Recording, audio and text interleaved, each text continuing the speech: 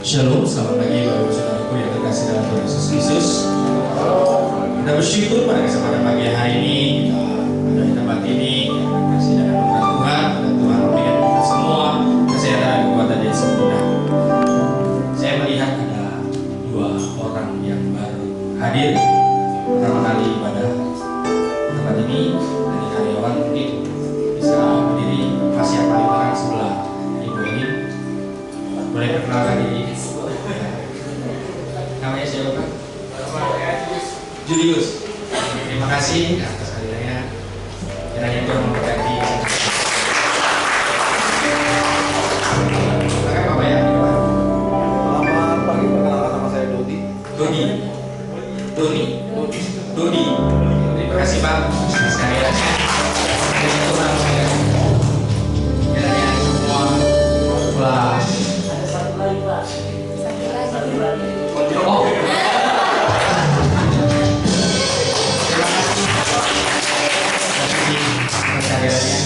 Kita bersyukur Tuhan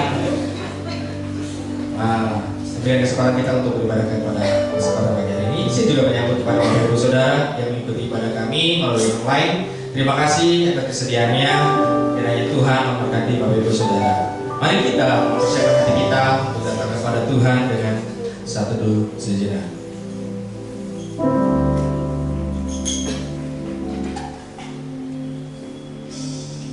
Tuhan adalah kekuatanku dan perisaiku. Kepadanya hatiku percaya. Aku tertolong sebab itu beria-ria hatiku. Dan dengan nyanyianku aku bersyukur kepada Mazmur 28 ayat 7.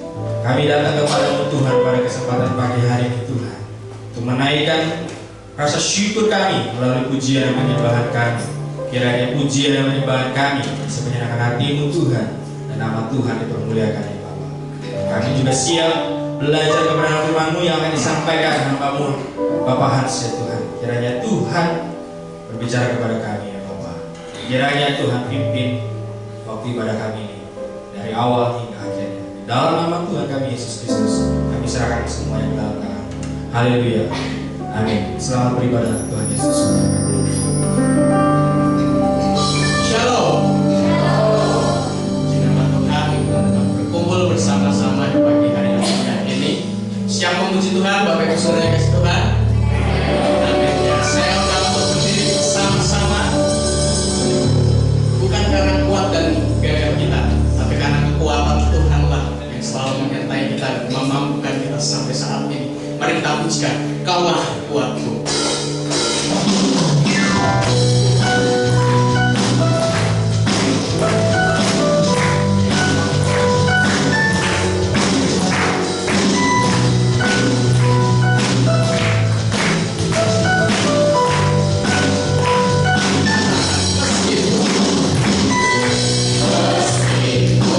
Meskipun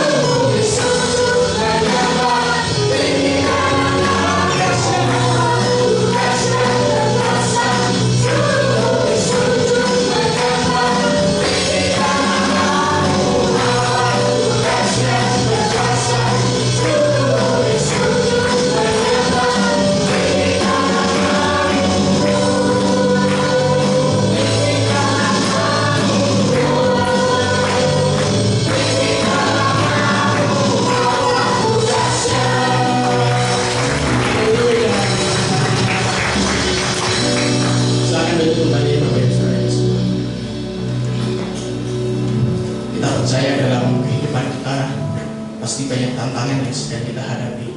Saya percaya bahwa rancangan yang Tuhan berikan dalam kehidupan kita selalu yang terindah buat hidup kita. Mari kita pujikan Kau yang terindah Tuhan di dalam setiap hidup.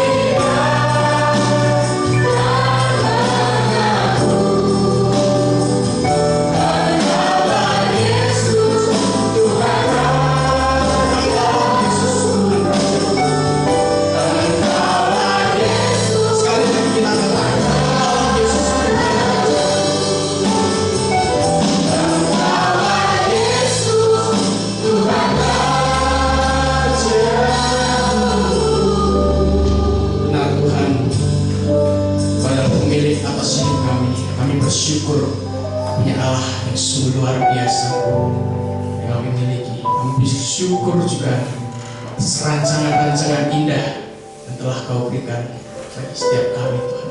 Terima kasih Bapa, terima kasih Tuhan. Amin. Saatnya memberikan apa yang terbaik dari apa yang kita miliki mulai persembahan kita, Bapak Ibu Saudara yang kasih Tuhan. Mazmur 96 ayat 8. Berilah kepada Tuhan kemuliaan namanya, bawalah persembahan dan masuklah ke pelataranya. Persembahan akan diiringi lagu Allah Sanggup.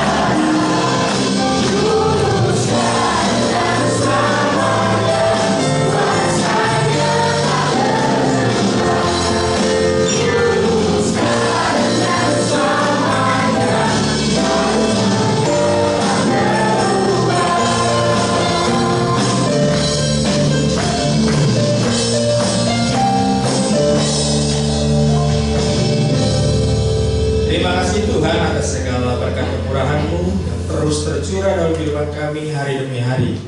Dan kiranya berkati persembahan kami yang kami kumpulkan ini adalah sebagai rasa syukur kami, cinta kami dan rasa hormat kami kepada Engkau.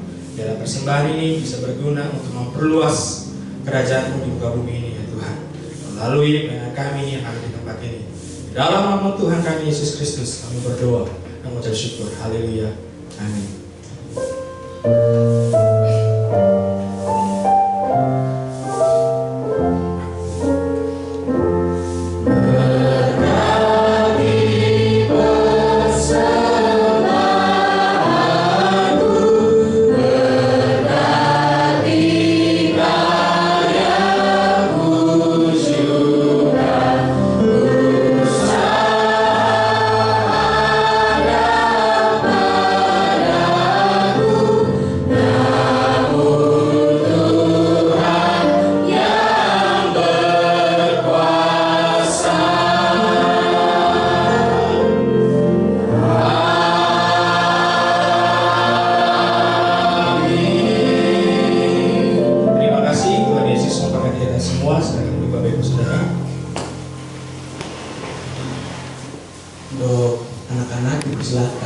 maju ke depan dapat didoakan bersama-sama. Silakan maju ke depan.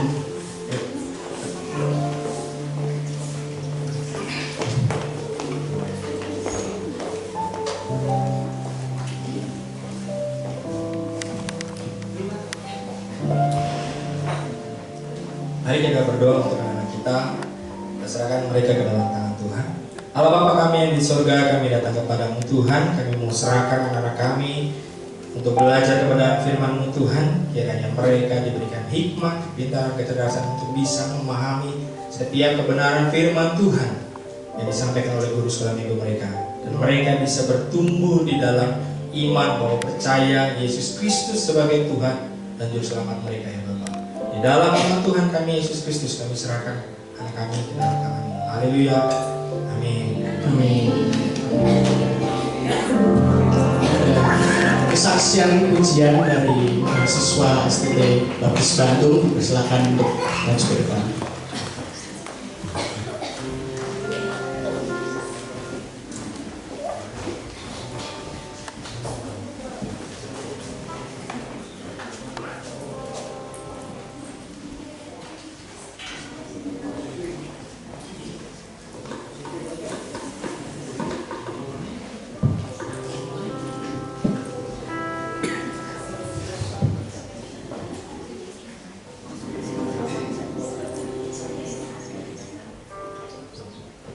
Shalom, selamat pagi semuanya.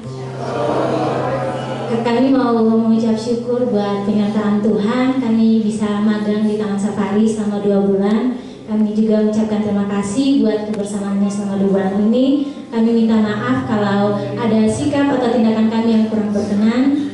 Dan kami juga mau pamitan tanggal 2 Agustus nanti kami bakalan balik ke Bandung. Dan sebagai rasa syukur dan terima kasih kami mau menyanyikan pujian Terlalu Ajaib.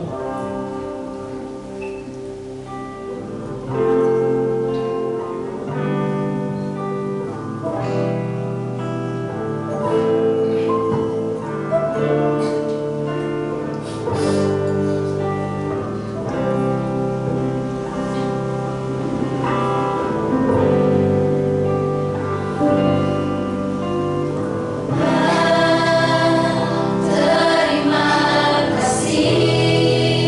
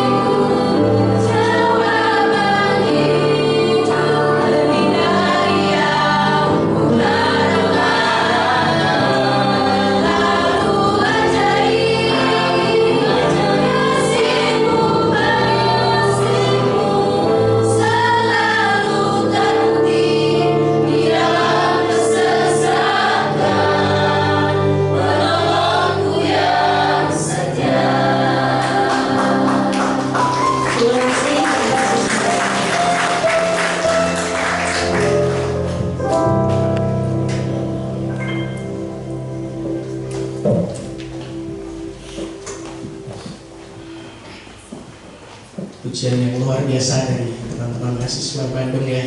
Terlalu ajaib, pertolongan Tuhan sungguh luar biasa dalam kehidupan kita. Pembacaan firman Tuhan, saya undang Bapak Ibu untuk berdiri bersama-sama.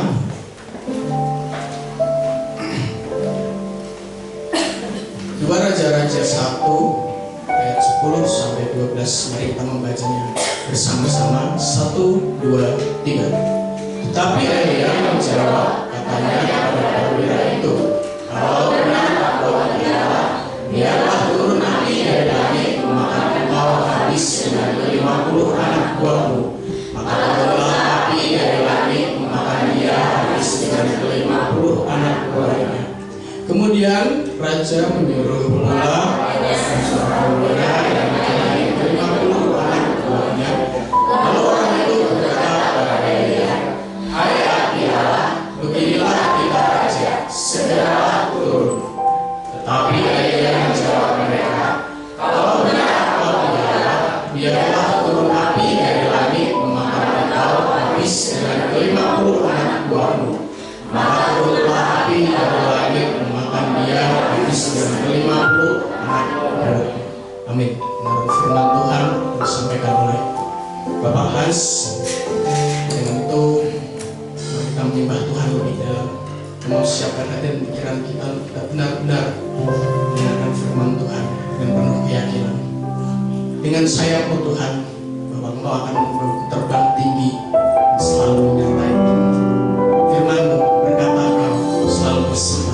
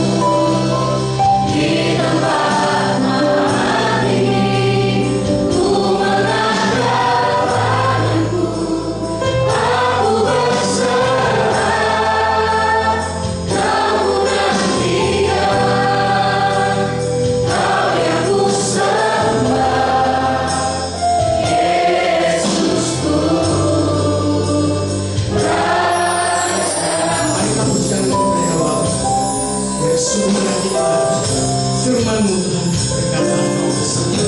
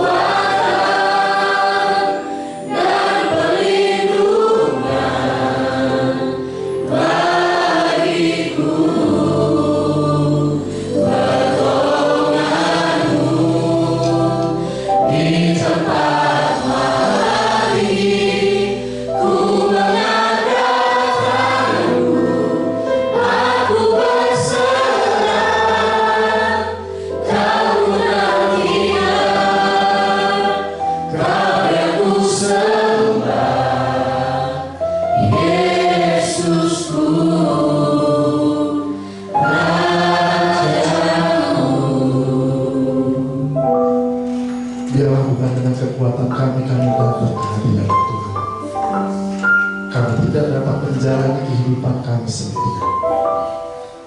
Tanpa Tuhan yang ada di samping kami, kami tidak mampu untuk melewati kehidupan ini. Terima kasih Tuhan, karena dengan sayap-Mu kami boleh terbang tinggi menghadapi setiap permasalahan pada kehidupan kami. Bahwa tangan-Mu selalu menyambut kami, memegang erat kami untuk tidak pernah jatuh lagi lebih jauh. Kami mengucap syukur Tuhan Yesus. Bila saat ini kami mau mendengarkan firman-Mu, Tuhan akan memberkati kami, berikan kami hikmat dan pengertian agar kami dapat menerima firman ini untuk menjadi rema dalam kehidupan kami. Dan kami boleh menerima firman ini dan membagikan bagi saudara-saudara kami, dan kami boleh menjadi berkat bagi yang lain. Berkati hamba-Mu yang sangat dan teramat terbatas ini. Di dalam nama Tuhan Yesus kami berdoa. Amin. Silakan dulu Bapak Ibu Saudara. Shalom, selamat pagi. Puji Tuhan, saya melihat wajah-wajah yang sukacita hari ini. Meskipun saya nggak tahu di beberapa hari ke belakang, minggu lalu atau minggu-minggu sebelumnya ada hal yang tidak kita mengerti. Sepertinya kok Tuhan itu membuat kita banyak kali di prosesnya. Proses itu sakit atau enak Bapak Ibu? Sakit ya. Tidak ada proses yang enak, tapi seringkali banyak orang melihat bahwa kita sudah ada di titik saat ini serasa menyenangkan, tapi tidak pernah tahu rasanya proses itu. Tidak pernah menanyakan gimana prosesnya Pak, tapi selalu bertanya, kamu sekarang hebat ya, sudah punya kedudukan, sudah punya jabatan, sudah punya semua hal yang banyak orang impikan, tetapi tidak pernah namanya menanyakan proses. Gimana Pak prosesnya? Nah, kalau minggu lalu, masih ingat khotbahnya minggu lalu, judulnya tentang apa? Di saat aku sibuk. Nah, di saat aku sibuk kita lupa bahwa Tuhan itu selalu menunggu kita untuk datang kembali. Nah, saat ini Gembala terkasih kita memberikan tema kepada saya di saat aku kuat. Dari 2 Raja-Raja ayat yang pasal pertama ayat yang ke-10 sampai yang ke-12. Nah, firman ini kita akan lihat latar belakangnya. Kenapa judulnya ini di saat aku kuat? Kalau kita mulai dari ayat yang pertama hingga sampai ayat yang ke-9 ke-10 itu, ini membahas tentang seorang raja, namanya Raja Ahazia. Dia adalah seorang anak dari Raja Ahab. Nah, Ahab ini dalam setiap pemerintahan, dalam waktu pemerintahannya, dia memiliki seorang permaisuri, namanya, ada yang tahu? Isabel. ya. Namanya udah Isabel. Tapi seorang istri, seorang permaisuri ini tidak membawa Ahab kepada Tuhan yang benar. Justru dia malah membawa Ahab ini menjadi seorang yang menyembah kepada berhala, kepada Baal. Begitu juga dengan anaknya, akhirnya turun-temurun ini.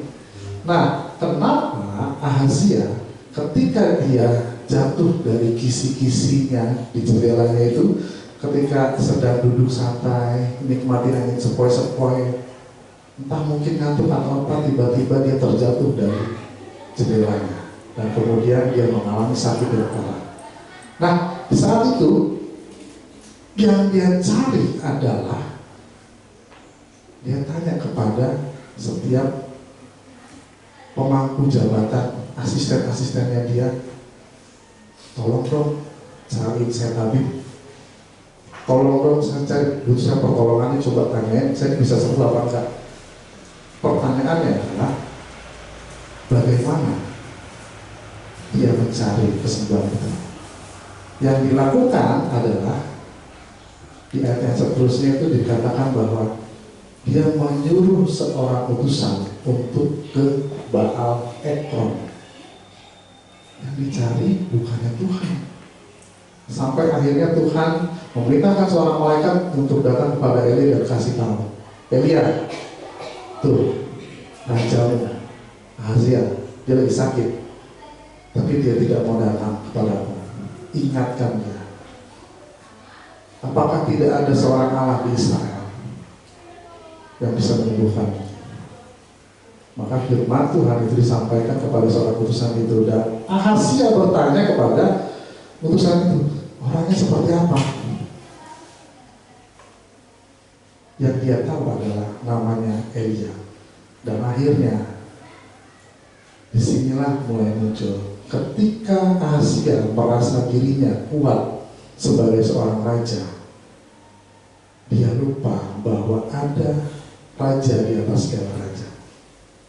Di ayat yang ke-10 dikatakan, tetapi Elia menjawab katanya kepada perwira itu, kalau benar aku abdi Allah, biarlah turun api dari langit memakan kau habis dengan ke-50 anak buahmu. Maka turunlah api dari langit memakan dia habis dengan ke-50 anak buahnya. Ahazia, seorang raja, dia tentu punya pegawai-pegawai, tentu punya perwira-perwira tinggi yang mengepalai entah 20, entah 50 orang, entah 100 sampai 10.000. Nah, dia akhirnya memerintahlah kepada perwira-perwira ini, tolong panggil Elia. Namun yang diberikan contoh adalah, namanya perwira pasti punya jabatan yang tinggi ya.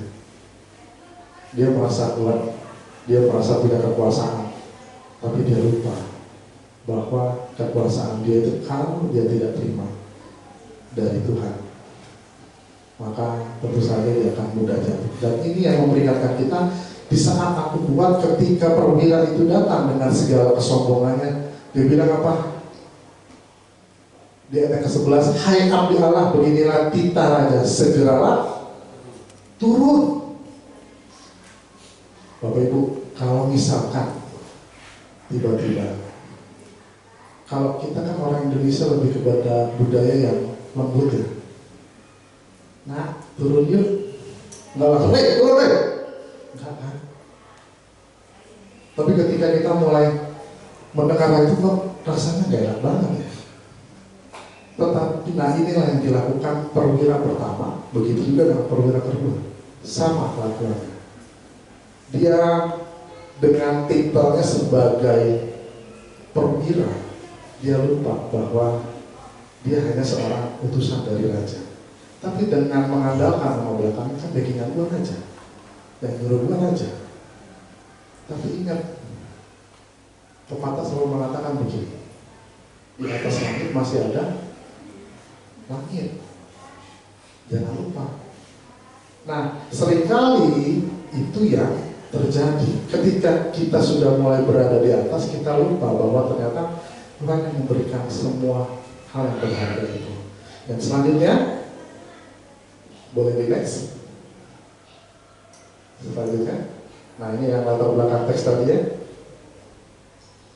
tentang bagaimana Ahazia sakit lalu bertanya kepada Baal Zebu atau Baal di tempat Ekron kepada ilah asing. Nah, Elia sebagai Nabi Allah menegur keras tindakan ini karena itu merupakan bentuk penghinaan kepada Allah Israel. Nah, seringkali dalam kehidupan kita, saya mau tanya Bapak Ibu Saudara, ketika kita sakit, ketika kita sedang galau, ketika kita sedang pusing, ketika kita sedang stres, ketika hati kita sedang hancur-hancurnya, kepada siapa kita datang? Ya pasti pertama bukan Tuhan. Haleluya. Puji Tuhan kalau itu terima ya. Pasti yang pertama selalu dicari pendeta ya. Pemerintah, tolong dong. Saya butuh bantuan, butuh doa, butuh dikunjungi nih Pak. Karena saya sedang lemah-lemahnya iman saya, sedang tidak kuat iman saya. Nah, Bapak Ibu, puji Tuhan kalau nyarinya pendeta. Nah, kalau nyarinya dukun, puji Tuhan, haleluya, bebas sekali bolak-balik. Nah, waktu itu saya sempat ikut karena kita punya sebuah masalah keluarga ya, akhirnya membuat mama saya pribadi, karena waktu itu saya masih kelas 1 SD, dan saya masih ingat mama saya datang. Ketika papa saya sedang seminggu berada di sana, wah senang sekali dia dengan para wanita. Akhirnya mama saya cuma bilang, ayo ikut yuk. Saya nggak tahu dari mana. Tapi yang saya ingat adalah datang ke sebuah tempat jauh di dalam gang, masuk ke dalam gang lagi. Ini kemana saya bilang? Nah, adalah satu rumah di situ. Ketika saya masuk, wih, lampunya disco. Saya kira tempat disco. Dia masuk, rumahnya masih seperti biasa. Masuk satu ruangan, di ruang tamu masih biasa. Tapi pas masuk ke ruangan yang lain, wah ini. Ternyata mama saya datang ke orang kita. Dikasihlah selembar kertas. Ini ketika kamu pulang, taruh di bak mandi. Nah, pulanglah kami. Sampai di rumah ditaruh di bak mandi, suruh mandi pakai air itu. Namanya saya anak kecil, saya melihat sesuatu yang ada di dalam ember, dan itu bukan semestinya ada di situ. Meskipun hanya sebuah kertas, rasanya nggak kotor. Betul ya? Rasanya nggak kotor, hanya sebuah tulisan. Entah kenapa, saya lupa itu semuanya. Sampai kertas itu hanyut ke dalam pembuangan air. Saya cuma bilang bahwa, wah, setelah itu mama saya masuk. Loh, kenapa dibuang? Kotor. Jawaban saya cuma kotor.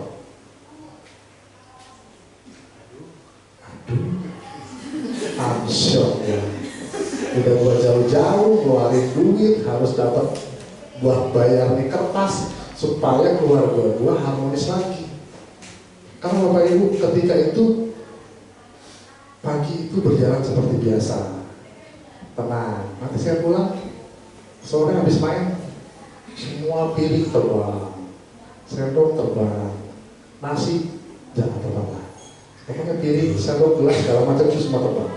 Nah itu yang saya rasakan. Nah harapannya adalah yang saya lihat bahwa tidak beda jauh dengan Ahazia, betul? Ketika dia sedang lemah, ketika dia sedang terjatuh, dan sudah sepertinya tidak ada yang sanggup menolong, dia pilih untuk datang ke Baal. Dia pilih untuk mencari Tuhan yang lain. Sampai Elia menegur dan dia bilang, di istana memang punya Tuhan. Kalau saya waktu kecil mungkin, kalau kecil tuh waktu itu bisa bilang seperti itu, Mah, emang kita nggak punya Tuhan? Kenapa kita cari yang lain, mencari pertolongan yang lain ketika kita betul-betul sudah tidak lagi menemukan cara keluarnya? Apa yang kita lakukan? Ke Baal atau ke Tuhan? Selanjutnya, nah ada dua hal yang mau saya sampaikan. Yang pertama, kekuatan yang benar bersumber dari Allah di ayat yang ke-10. Dikatakan tadi, jika aku ini abdi Allah, jika aku ini abdi Allah. Tadi apa? Kalau perwira dia bilang apa? Turun segera. Tapi Elia cuma berkata, jika aku ini abdi Allah. Elia tidak bersandar pada kekuatan pribadinya, tetapi pada identitasnya sebagai hamba Tuhan.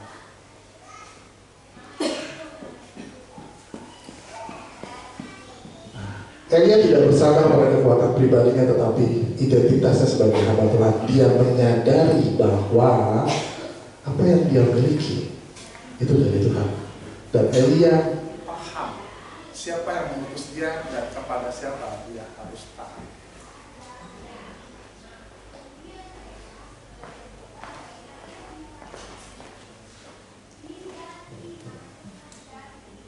Ya, Elia tahu siapa yang mengutus dia dan kepada siapa dia harus taat. Artinya, Elia mengajarkan kita untuk memahami bahwa kekuatan yang kita miliki, semua hak yang kita sudah terima sampai saat ini adalah dari Tuhan. Kita harus menyadari bahwa identitas kita setelah diselamatkan kita adalah miliknya Tuhan. Maka setiap perlakuan, perbuatan, sikap kehidupan kita harusnya sesuai dengan kehendak Tuhan. Boleh nggak kita sombong? Itu nggak boleh. Kita sama-sama orang-orang yang diselamatkan oleh Tuhan. Orang-orang yang sudah hidup sesuai harusnya mengikuti tatanan kerajaan Allah. Nah yang ini Elia mengajarkan kita bahwa hidup kita harus benar-benar rendah hati di hadapan Tuhan. Dia berkata, jika aku ini abdi Allah. Karena apa? Dia merasa bahwa dia bukan siapa-siapa tanpa Tuhan. Nah, yang selanjutnya berbeda dengan Ahazia tadi ya. 3 kali rombongan ini diutus. Yang pertama, yang kedua. Nah yang unik adalah kedua orang ini sama sombongnya. Tidak menyadari bahwa apa yang mereka lakukan adalah kesombongan. Dan dimana bahwa mereka merasa kuat dan mampu untuk menjalankan semua perintahnya. Ternyata apa? Yang didapat adalah ketika dia sombong, Tuhan kirim api langsung dari surga. 50 orang mati seketika. Ada yang mau coba? Saya juga mau coba. Sebuah hal yang mengerikan ketika kami para hamba Tuhan pun mulai ada kesombongan hati. Saya menggembalakan di gereja ini besar. Bapak Ibu, gereja di tempat kita ibadah ini banyak yang orang mengincar. Kenapa? Sepertinya enak loh jadi gembala di Taman Safari. Dan kami yang berpikir bahwa pelayanan yang Tuhan kayakan kepada gembala kita terkasih, kepada kami, kepada kita semua di tempat ini, itu adalah karena kasih Tuhan untuk kita. Kenapa kami bisa ada di sini? Karena Tuhan yang memilih kita. Bukan karena kita mengajukan diri untuk segala sesuatu, melakukan hal yang mungkin menyenangkan untuk orang lain, tidak. Tetapi kenapa kita ada di sini? Karena kita sudah diselamatkan, karena kita betul-betul rindu untuk melayani Tuhan bersama-sama. Nah, selanjutnya di next lagi.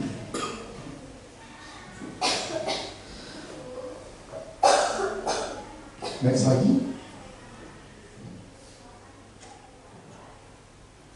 Ya, next lagi. Oke. Satu lagi. Ya.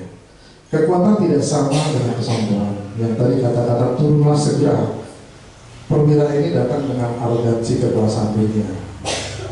Tetapi Elia menunjukkan bahwa kekuasaan Allah jauh lebih tinggi. Bapak Ibu, banyak orang yang saat berada di posisi yang kuat selalu menggunakan kekuatannya untuk menekan orang lain. Dan Tuhan tidak suka dengan hal ini. Kekuatan yang dipakai dengan kesombongan itu malah akan menjatuhkan kita. Mungkin kita sering lihat video, sering lihat YouTube, dan sering lihat berita-berita di mana banyak orang yang ketika mengendarai kendaraannya, mungkin kendaraannya harganya ya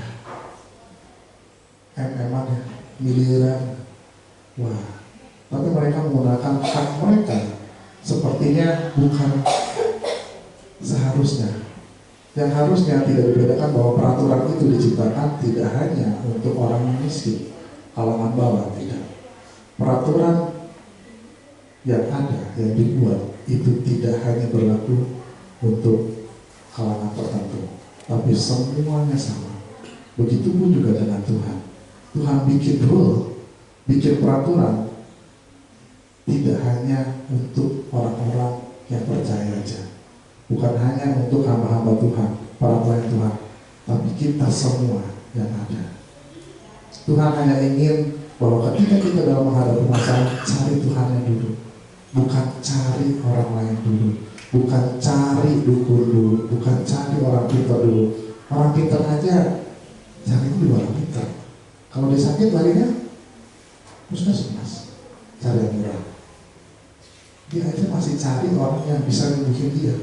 Bagaimana kita bisa datang kepada orang itu, tapi ternyata dia pun butuh orang lain untuk menyembuhkan. Ini yang diingatkan bahwa, Asia, kita itu masih punya Allah di Israel. Kenapa kamu nggak percaya? Karena kenapa? Dari bapaknya dan ibunya pun terbiasa untuk datang ke Baal Zebul, menyembah Allah yang sama. Nanti ditempelin lah pakai daun apa? Tempelin pakai telur. Ya kalau telurnya jadi telur ceplok, keluar jadi busuk. Ada jarumnya, ada penitinya, ada pakunya. Nah ini yang Tuhan tidak suka. Selanjutnya, nah di ayat yang ke-13 dikatakan, kemudian raja menyuruh pula seorang perwira ketiga dengan ke-50 anak buahnya, lalu naiklah perwira yang ketiga itu, dan sesudah sampai berlututlah ia di depan Elia. Bisa lihat perbedaannya dari yang pertama dengan yang kedua. Dia datang, tapi dia melepaskan titelnya sebagai perwira. Dia datang kemudian dia bersujud. Saya mau sujud tapi takut nusuknya. Nah, kenapa ini tiga orang ini kok berbeda sekali? Perwira yang ketiga ini menyadari bahwa dia tidak lebih tinggi dari Elia. Yang saya yakini adalah dia tidak melihat Elianya, tapi dia melihat Tuhan yang besar di belakang Elia yang menyertai dia. Dia bilang, ya abdi Allah, biarlah kiranya nyawaku dan nyawa ke-50 orang hamba-hambamu ini berharga di matamu. Ketika kita datang kepada Tuhan dengan rendah hati, Tuhan akan menerima kita dengan sukacita. Satu kali ada satu kawan yang ketika lulus, dia kemudian pergilah merantau. Dan dia bilang, selama 2 tahun saya tidak pernah ke gereja. Selama itu saya sudah tidak tahu entah melanglang di mana. Dan saya dapat kabar dari dia, saya lihat statusnya, ini anak udah di Jakarta lagi. Dan ketika itu dia bilang, saya bingung mau kemana. Kamu lulusan STT, tapi kamu nggak tahu dan nggak punya arah tujuan. Buat teman-teman STT, hati-hati.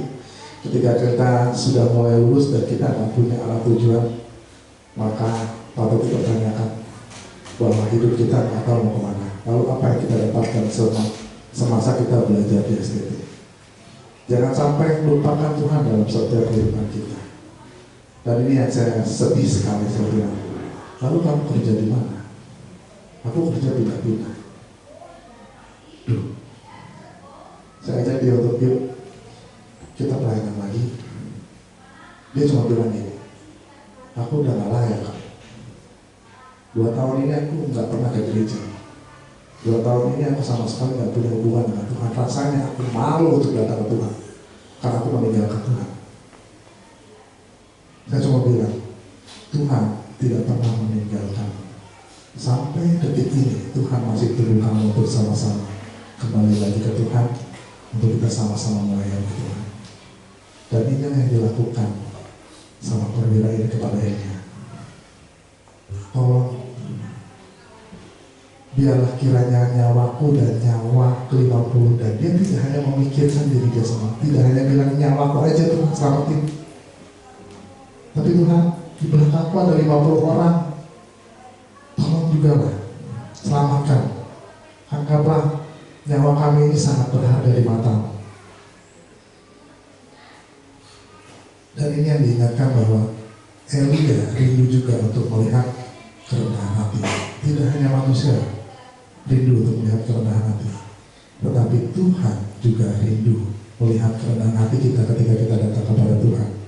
Nah, di ayat ke-14 dikatakan, bukankah api sudah turun dari langit memakan habis kedua perwira yang dahulu dan ke-50 anak buah mereka. Tetapi biarlah sekarang nyawaku berharga di matamu. Next, Bapak Ibu, di saat kita merasa kuat, baik secara rohani, secara finansial dan sosial, Apakah kita sadar bahwa kekuatan itu berasal dari Tuhan? Atau kita tergoda untuk menyombongkan diri? Pilihannya ada di tangan kita. Jawabannya ada pada diri kita sendiri. Dan yang kedua, kekuatan sejati adalah tunduk pada kehendak Tuhan. Di ayat yang ke-12, Elia tidak sembarangan memakai kuasa Allah. Ia hanya melakukan dalam ketaatan dan kehendak Tuhan. Hanya melakukan sesuai kehendak Tuhan. Tidak serta-merta ketika dia abdi Allah, Tuhan aku gak suka sama orang itu, sampai dia pakai petir jeder kosong. Lalu kalau misalkan kita punya kekuatan seperti itu, enak kali ya.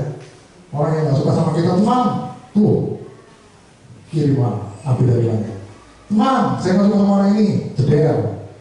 Berapa banyak orang yang kosong. Nah, Elia mengajarkan tidak hanya kerendahan hati kita, tetapi mengajarkan bahwa kita harus menggunakan sesuai dengan kehendak Tuhan dalam ketaatan kepada Tuhan. Dan itulah yang Elia lakukan.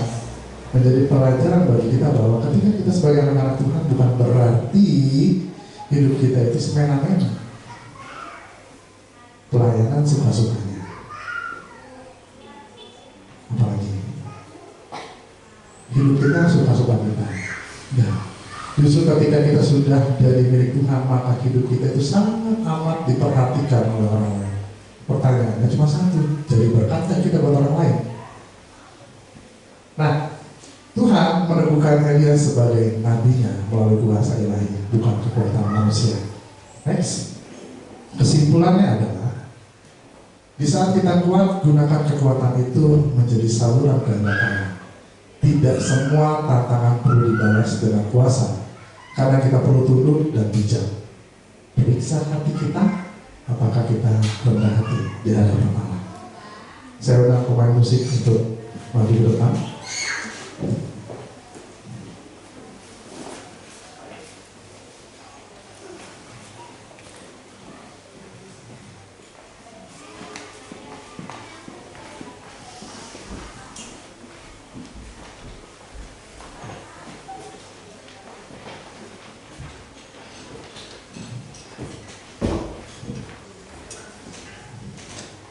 Firman Tuhan saat ini mengingatkan kita, ketika kita merasa diri kita kuat, ketika kita merasa kita mampu, ketika kita merasa bahwa kita punya backingan manusia di belakang kita. Tapi ingat, itu hanya berlaku di dunia. Tapi bukan berarti Allah tidak berkuasa untuk menentukan hidup kita. Tuhan bisa meninggikan kita, tapi Tuhan tidak bisa merendahkan kita.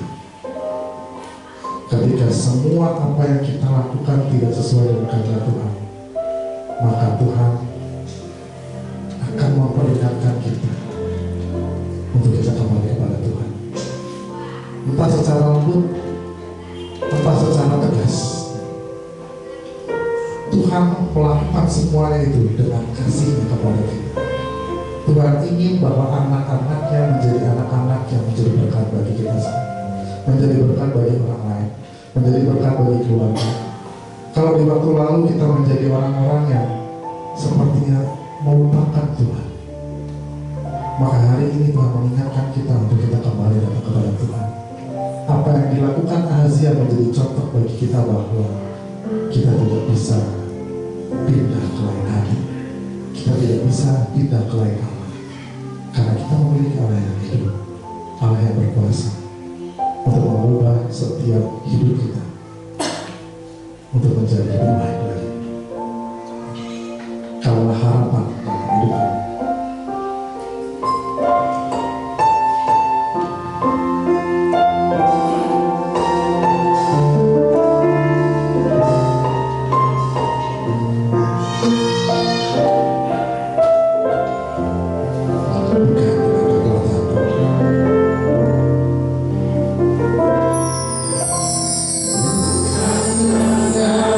Karena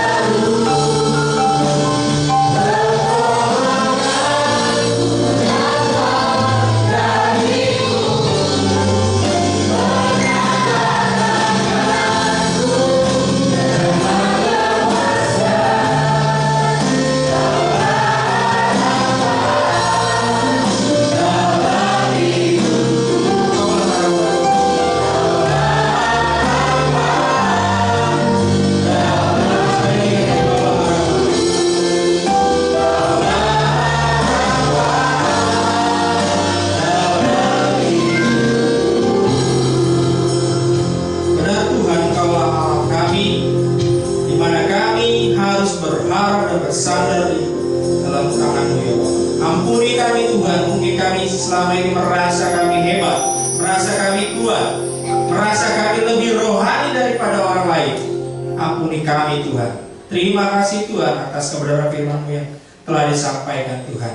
Biarlah kami terus benar-benar mengingat ada Tuhan kami, Allah kami di belakang kami. Kami tidak bisa, tidak pantas untuk membanggakan diri, itu karena semua berasal daripada Tuhan. Kiranya kehidupan kami Tuhan bisa menjadi berkat, menjadi saluran alat kemuliaan-Mu ya Bapa. Biarlah nama Tuhan dipermuliakan melalui setiap kegiatan, setiap apapun yang kami lakukan. Mari Bapak Ibu Saudara, kita arahkan hati pikiran kita untuk datang kepada Tuhan, untuk menerima berkat Tuhan.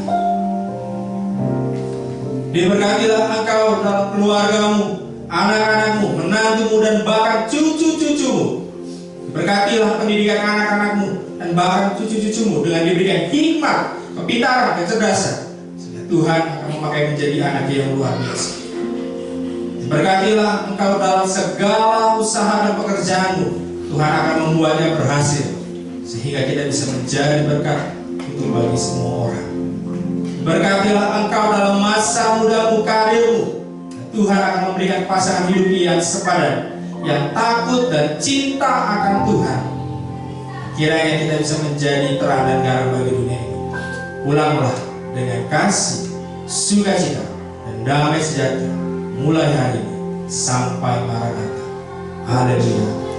Amin. Kaulah Allah yang besar.